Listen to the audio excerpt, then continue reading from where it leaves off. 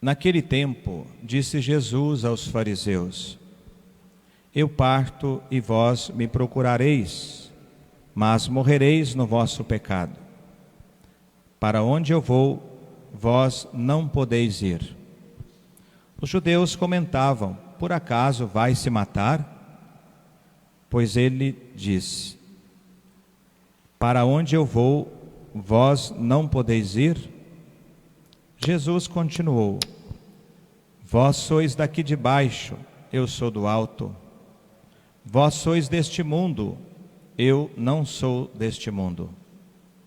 Disse-vos que morrereis nos vossos pecados, porque se não acreditais que eu sou, morrereis nos vossos pecados.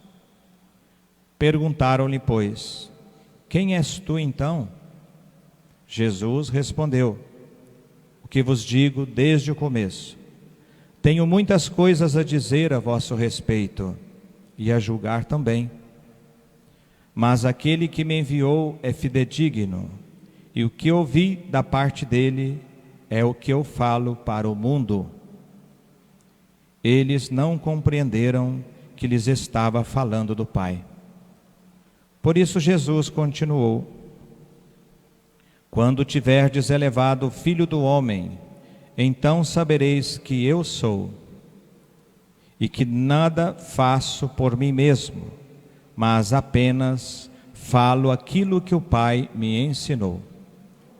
Aquele que me enviou está comigo. Ele não me deixou sozinho, porque sempre faço o que é de seu agrado. Enquanto Jesus assim falava, muitos acreditaram nele. Palavra da salvação.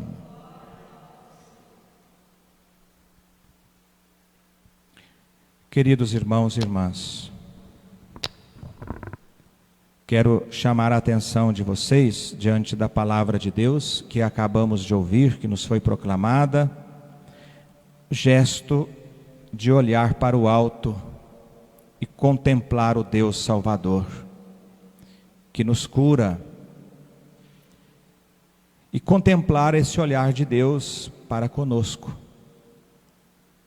Na primeira leitura que nós ouvimos, nos foi proclamada, do livro dos Números, podemos contemplar a murmuração do povo no deserto contra Deus, por causa da fome, da sede, do cansaço.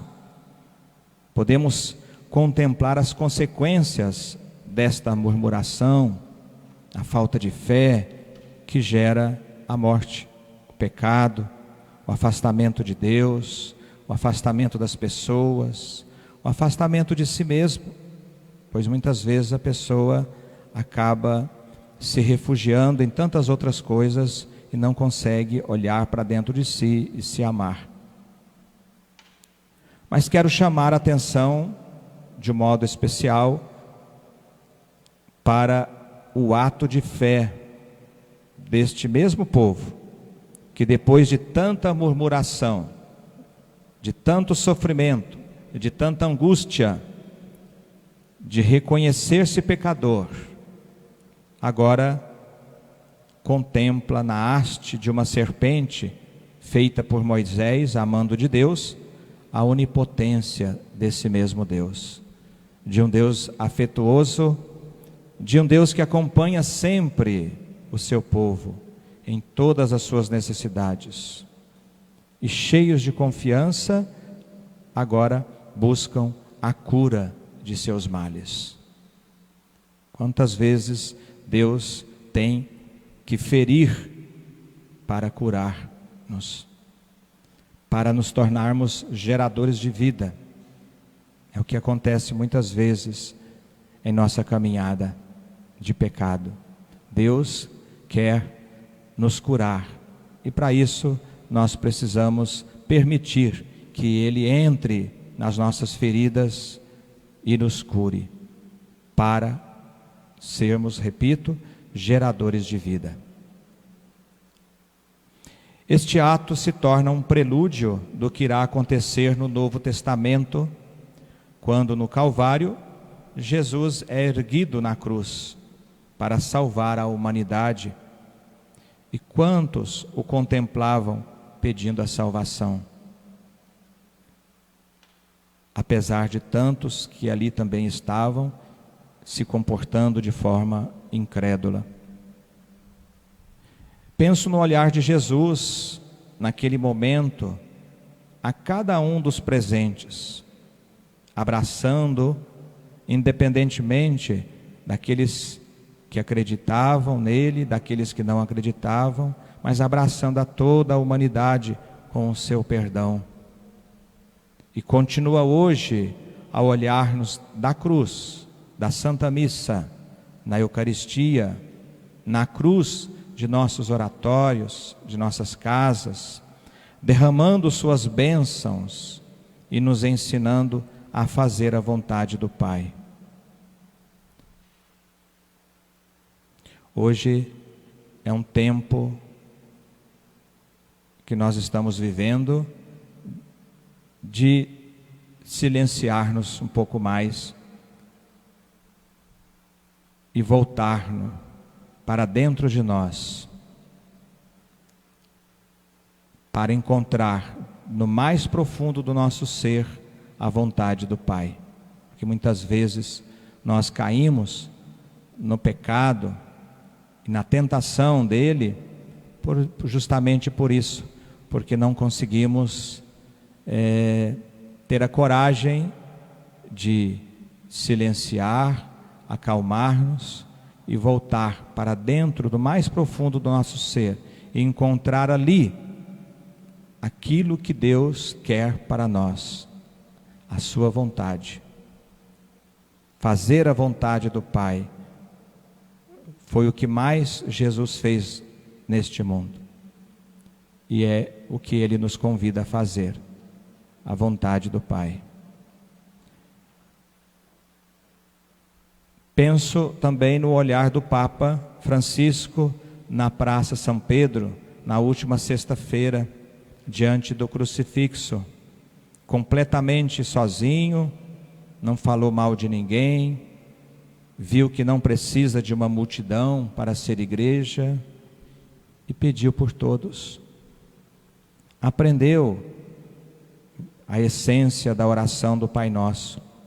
Como é bonito Papa Francisco, e assim também nós o seguimos nesta aprendizagem de entender, compreender, colocar em prática esta experiência do Pai Nosso. Como os fariseus, os escribas diziam a Jesus quando ele rezava: como ousas chamar a Deus de Pai, Abá? No entanto, Jesus o chamava Abá, Pai, papaizinho. A forma que Jesus se relacionava com Deus era a forma de uma criança dialogar com seu papai, com sua mamãe. Uma forma, um jeito tão próximo e tão afetuoso. Assim Jesus se relacionava com Deus, com o Pai. Um Pai que não é meu, porque na oração do Pai Nosso não existe o eu, existe o nós. Pai Nosso, Pai de todos. Jesus nos ensinou que Deus é o Pai, é o protetor, é o cuidador, é o gerador de vida de todos. E por ser Pai nosso, Ele é Pai de todos, e assim nós, neste todo, somos irmãos e procuramos viver a fraternidade, a experiência da irmandade. Penso no olhar de Jesus naquele momento em que o Papa e o mundo acompanhava e rezava pela televisão, vendo uma humanidade que Ele criou com tanto amor, hoje doente, mas doente já há muito tempo, fruto do egoísmo, da ganância, de um capitalismo selvagem que beneficia a poucos. E que um dia chegaria a ficar mais doente ainda, como hoje nós estamos vendo e presenciando e sentindo na pele como o nosso mundo adoeceu. Se não acreditarmos que Jesus é o nosso Salvador, e a não colocar em prática o verdadeiro sentido da oração do Pai Nosso, continuaremos, queridos irmãos e irmãs, a morrer nos nossos pecados. Precisamos aprender esta oração, colocá-la em prática, rezar com profundidade, meditar no sentido de cada palavra desta oração mais linda que Jesus nos ensinou, que é a oração do Pai Nosso, que estás no céu. Este Pai que é santificado, que nós desejamos que Ele seja santificado, glorificado, anunciado a todas as criaturas deste mundo.